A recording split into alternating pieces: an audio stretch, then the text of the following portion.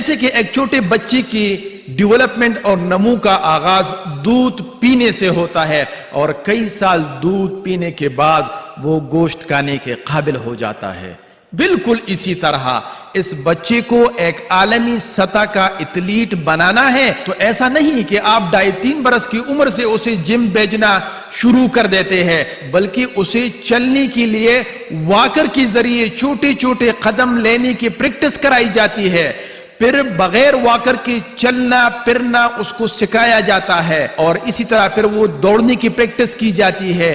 اس مثال پہ غور کر کے ہماری زندگی میں سارے کامیابیاں اور ترقی کے منازل اسی طرح طے کیے جاتے ہیں، اور یہی حقائق ہے اور یہی قانون فطرت ہے۔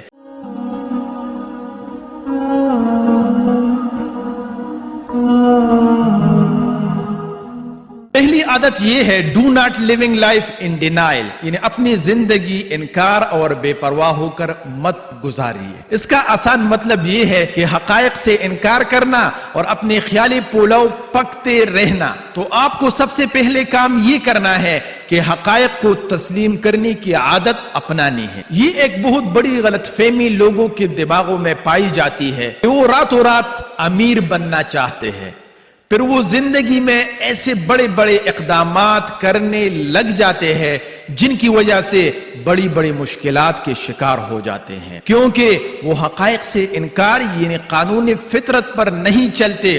مثال کے طور پر راتوں رات کروڑپتی بننے کا خواب، اسی طرح صرف ایک ہفتے میں 50 کلو وزن کم کرنے کا خواب، اور اسی طرح چند کتابیں پڑھ کر علامہ بننے کا خواب وغیرہ وغیرہ۔ اب سوال ذہن میں یہ آتا ہے کہ حقیقت اور قانون فطرت کیا ہے؟ تو اس کا جواب یہ ہے کہ حقیقت یہ ہے کہ آپ نے اپنے ہدف کو چھوٹے چھوٹے ٹکڑوں میں تقسیم کرنا ہے اور سب سے آسان قدم یعنی سٹیپ سے شروع کرنا ہے اور آہستہ آہستہ مشکل کی طرف بڑھنا ہے۔ جیسے کہ ایک چھوٹے بچے کی ڈیولپمنٹ اور نمو کا آغاز دودھ پینے سے ہوتا ہے اور کئی سال دودھ پینے کے بعد وہ گوشت کھانے کے قابل ہو جاتا ہے، بالکل اسی طرح اس بچے کو ایک عالمی سطح کا ایتھلیٹ بنانا ہے تو ایسا نہیں کہ آپ 2.5-3 برس کی عمر سے اسے جم بھیجنا شروع کر دیتے ہیں، بلکہ اسے چلنے کے لیے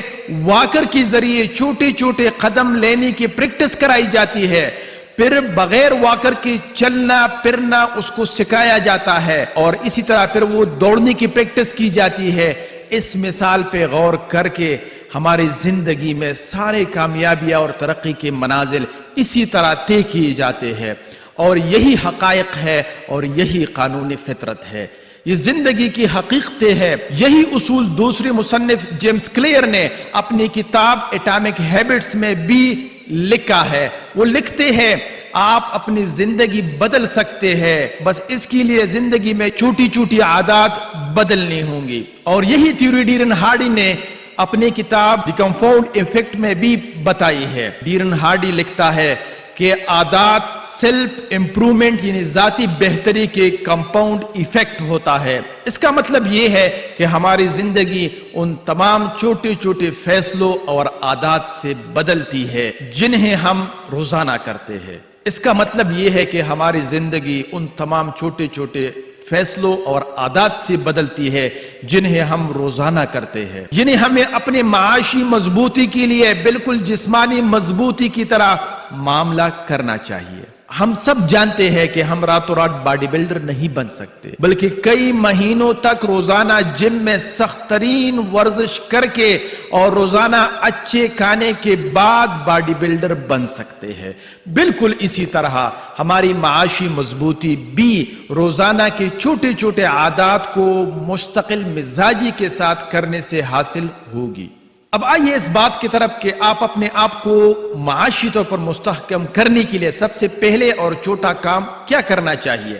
اپنی موجودہ معاشی حالت یعنی فائنینشیل سچویشن کو صحیح طریقے سے سمجھنا چاہیے۔ اگر آپ لوگ ڈینائل یعنی انکار میں جیتے ہیں اور اس بات کو تسلیم نہیں کرتے کہ وہ معاشی بدحالی کے شکار ہے، تو پھر آپ کئی مواقع پر مہنگی چیزیں بلا سوچے سمجھے خرید لیتے ہیں، کیونکہ آپ کے خیال میں معاشی طور پر آپ اپنے آپ کو بہتر سمجھ رہے ہوتے ہیں، حالانکہ معاملہ بالکل اس کے برعکس ہوتا ہے۔ اب سوال ذہن میں یہ آتا ہے کہ ہم اپنی معاشی حالت کیسے معلوم کریں؟